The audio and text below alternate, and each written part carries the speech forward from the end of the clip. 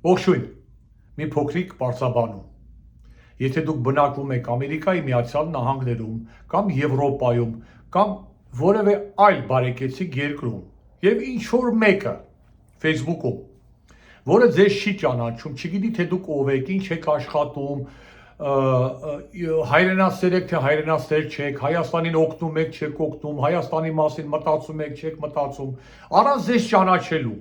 մտնում ա ձեր կայքը, ձեր գրառման տակ, ձեր ինչ-որ տեղադրած նյութի տակ, ձեր տեղադրած ժապավենի տակ, մեկնաբանություններում սկսում է լատինատար հիմնականում,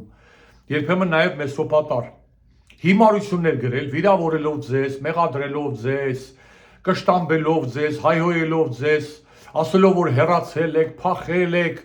իրենց ու Հայաստանը մենակ եք թողել եւ այդպես անհեթեթ բաներ։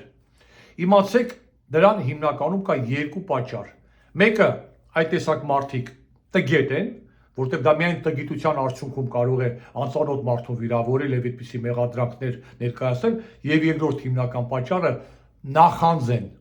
նախանձում